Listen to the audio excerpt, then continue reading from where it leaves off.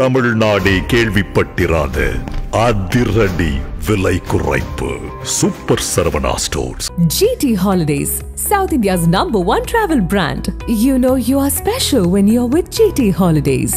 நீலம் studios applause entertainment தயாரிப்பில் மாரி செல்வராஜ் இயக்கத்தில் துருவ் விக்ரம் நடிக்கும் பைசன் காலமாடன் அக்டோபர் 17 முதல் திரையரங்குகளில். கோவையில் இளம்பெண் ஒருவர் பாலியல் வன்கொடுமை, அதுவும் கூட்டு பாலியல் வன்கொடுமை செய்யப்பட்ட சம்பவம் தான் தமிழகத்தை உலுக்கி எடுத்துக்கிட்டு இருக்கு.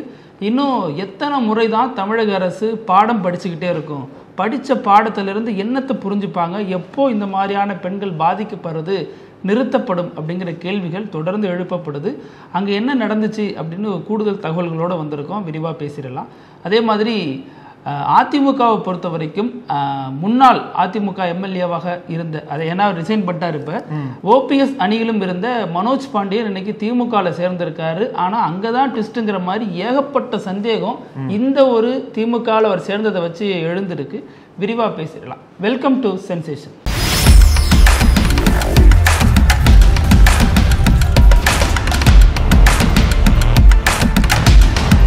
வணக்கம் பிருத்திவி. வணக்கம் அழகு.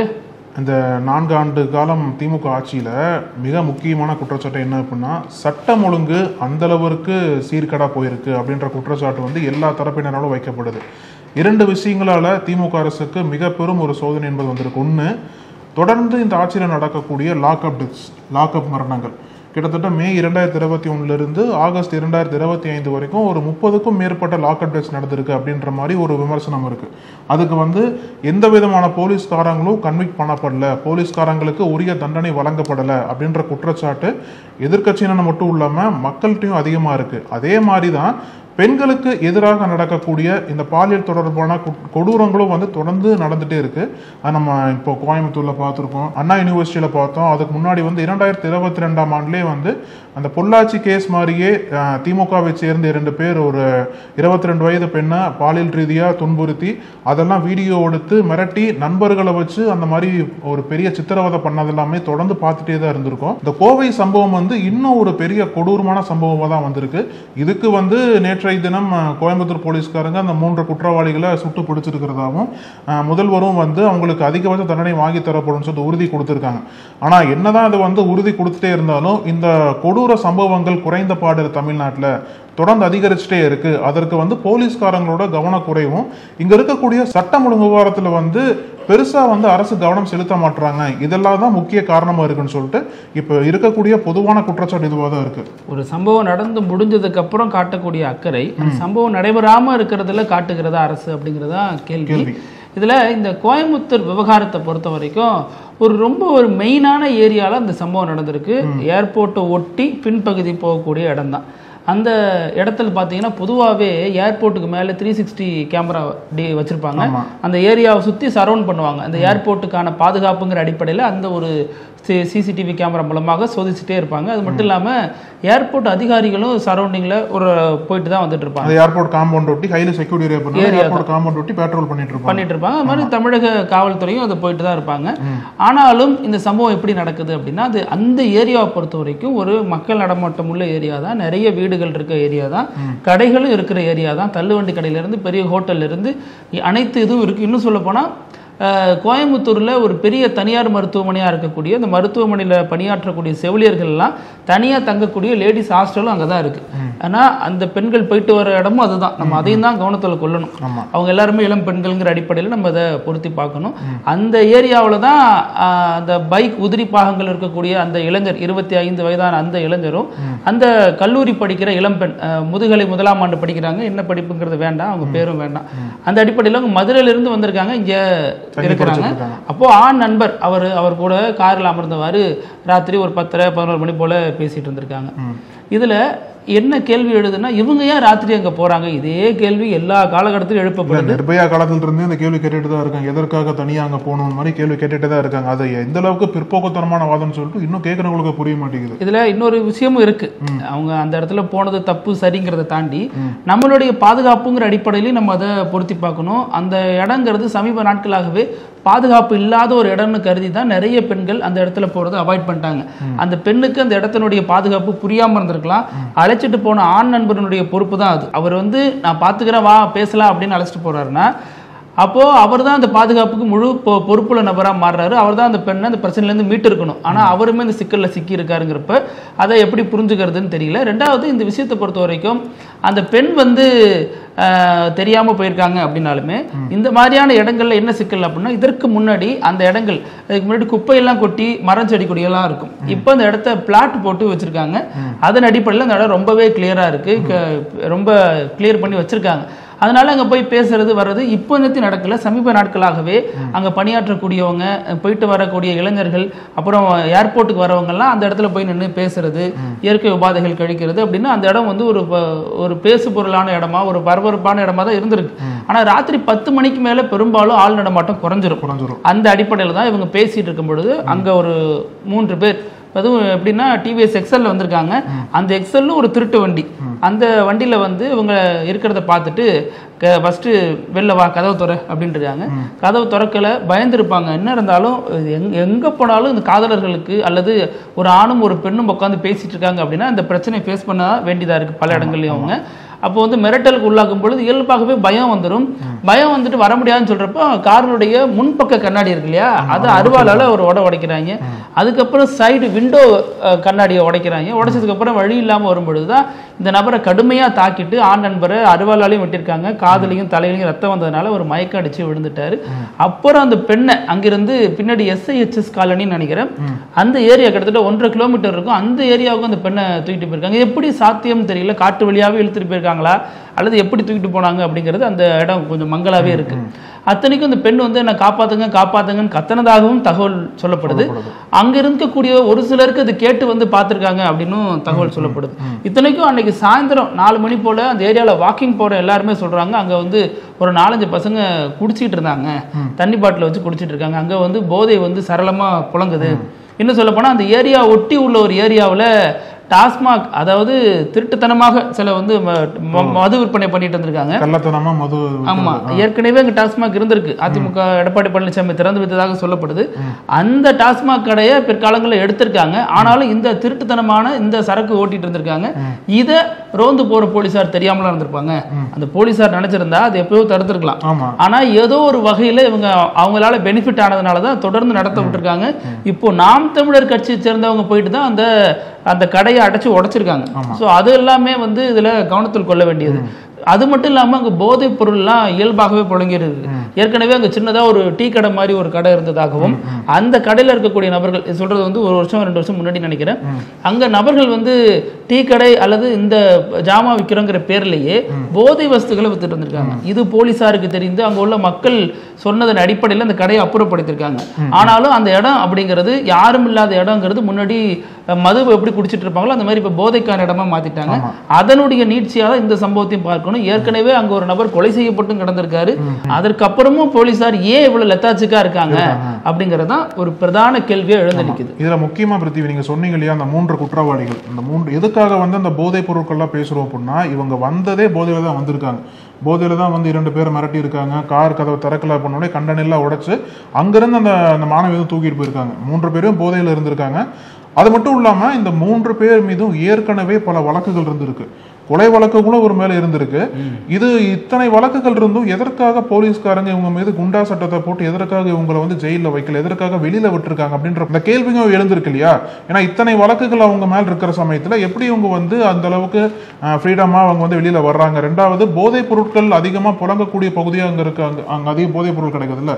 எதற்காக இத்தனை அளவுக்கு அந்த கொடூர நிகழ்வுகள் நடந்துமே அங்க இருக்கக்கூடிய அதிகாரிகளாகட்டும் தமிழக அரசாகட்டும் அங்க இந்த அளவிற்கு போதைப் பொருள் அங்க புழங்குது அப்படின்னா என்ன நடவடிக்கை இதுவரைக்கும் எடுத்திருக்காங்க அப்படின்ற கேள்வி எழுந்திருக்கு. ஏன்னா நடவடிக்கை என்ன எடுத்திருந்தாங்க அப்படின்னா இந்த மாதிரி ஒரு கொடூர சம்பவம் நடந்திருக்காது.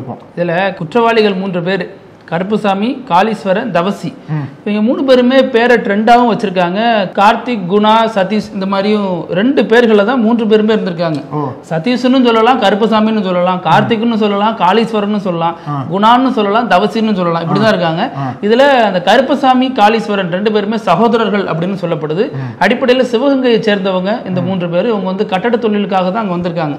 அப்போ வந்திருக்கிற இடத்துல தான் இந்த மாதிரியான வேலைகள் செஞ்சு மாட்டிருக்காங்க. ஊர்லயும் நிறைய புகார்கள் இவங்க மேல இருக்கு. அப்படின்னு சொல்லப்படுது. இப்போ இந்த 3 பேரையும் போலீசார் சுட்டு பிடிச்சிருக்காங்க. பொதுமக்கள் மனநிலையிலிருந்து பார்த்தோம்னா வரவேற்கத்தக்க ஒரு விஷயம் தான். ஆனா எத்தனை நாள் தான் போலீஸ் வந்து இந்த ஒரு வேலையை பெருமையா பண்ணுவாங்கன்னு தான் தெரியல. ஒரு குற்றவாளி சிக்கிறானா உடனே சுட்டு பிடிச்சிட்டீங்க அல்லது என்கவுண்டர் பண்றோங்கிறது என்ன விதமான ஒரு செயல்? ஏன்னா இதே போலீஸ் திருப்புவனத்துல அஜித்தை கொலை செய்தாங்க. அந்த பிரச்சனை வலுக்கும் பொழுது எத்தனை போலீஸாரை நீங்க சுட்டு பிடிச்சீங்க, எத்தனை போலீஸாரை என்கவுண்டர்ல போட்டீங்கிற கேள்வி இயல்பா வரத்தானே செய்யும். அப்ப போலீஸுக்கு ஒரு நீதி, சாதாரண நபருக்கு ஒரு நீதியா? ஏன்னா எத்தனை போலீஸ்கார் சுட வேணாங்க, என்கவுண்டர் பண்ண வேணாம், பாத்ரூம்லயாச்சும் வலிக்கு விழலாம்ல. ஏன்னா ஒரு நபரை கொலை பண்ணியிருக்காங்க, சந்தேகத்தின் அடிப்படையில் அடிச்சே கொண்டிருக்காங்கிறப்ப அப்போ இதே கேள்விகளை இங்கேயும் பொருத்தி பார்க்க தான் நம்ம தோணுது. அப்போ இது போலீஸ் வந்து சரியாக செயல்பட்டு இருந்தா அண்ணா யூனிவர்சிட்டியா இருக்கட்டும் அல்லது அந்த மாதிரியான பிரச்சனைகளா இருக்கட்டும், இது போலீஸும் அரசும் தான் தார்மீக பொறுப்பேற்கணும் அப்படிங்கிறது புரிஞ்சுக்க முடியுது. அதே நேரம் தனிநபருடைய சுதந்திரங்கிற பேர்லயும் நம்மளை கொஞ்சம் கவனமா பார்த்துக்க வேண்டிய சூழலும் இருக்கு. இப்போ நீங்க சொன்னது போல பிரித்தி, அந்த ஒரு பகுதி என்பது போலீஸ் பேட்ரோலிங் அதிகமா இருக்குன்னு சொல்றாங்க. ஆனா இப்போ என்ன சொல்றாங்க அப்படின்னா, கமிஷனர் என்ன சொல்றாரு அப்படின்னா, அந்த சம்பவம் நடந்த தினத்தன்று அங்க போலீஸ் பேட்ரோலிங் போகல அப்படின்ற மாதிரி சொல்றாரு. அப்ப எதற்காக நீங்க அந்த இடத்துல போலீஸ் பேட்ரோலிங் போகாம விட்டீங்க?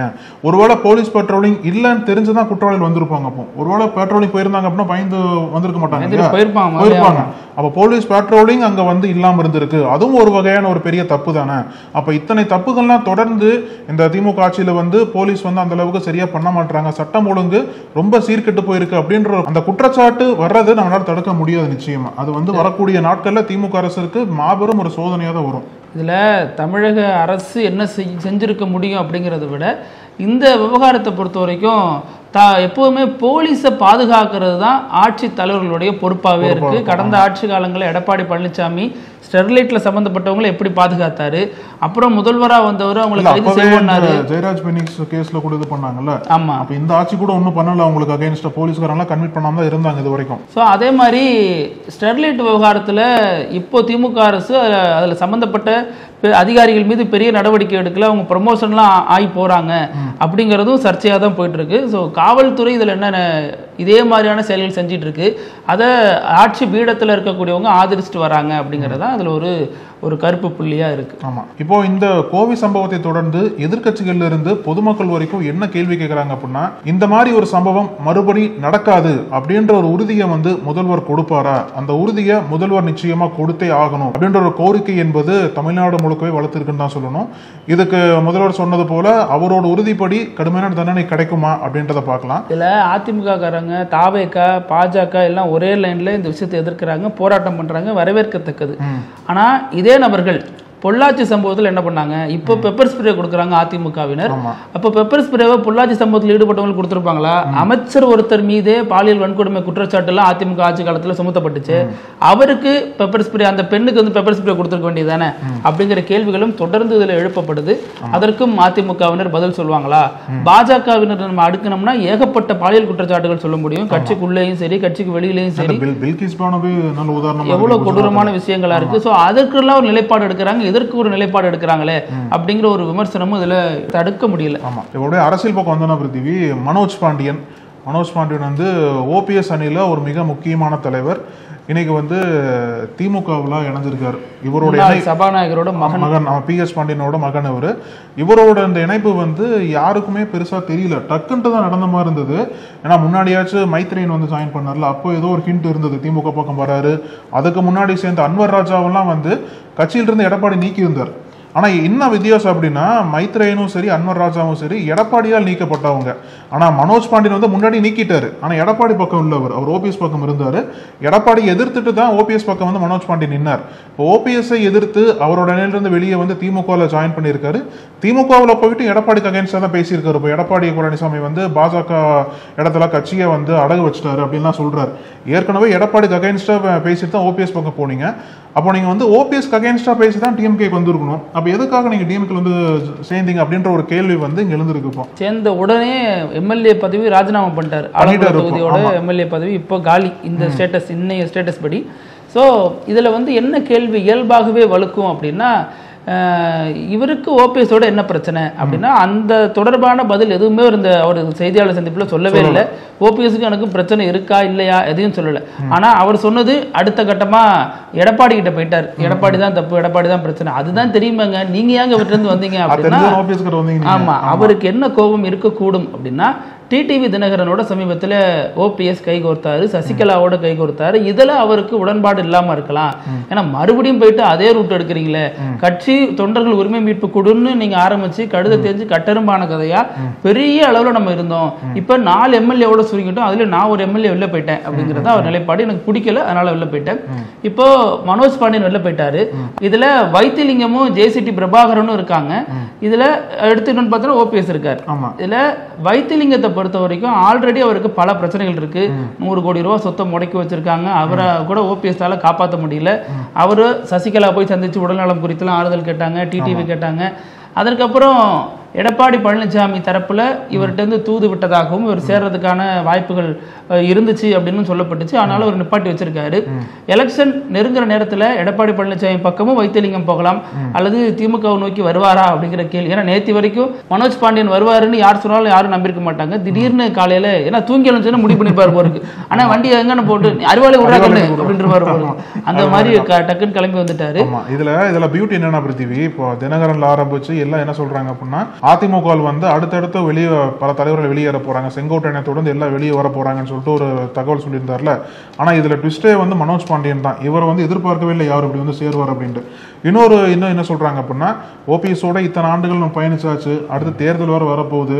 ஓபிஎஸ் நிலைப்பாடு மாற்றம் இருக்குல்ல, அதுதான் அவருக்கு பிடிக்காம வந்திருக்கும். தொடர்ந்து பாத்தீங்கன்னா ஒரு மாநாடு நடத்துறேன்னு சொன்னாரு. அப்புறம் விஜய் வந்த உடனே மாநாட்டை பேக் வாங்கிட்டாரு. விஜய் கூட போறேன்னாரு. விஜய் தரப்புல சிக்னல் இல்லைன்னு சொன்ன உடனே டிடிவி கூட கை கொடுத்தாரு.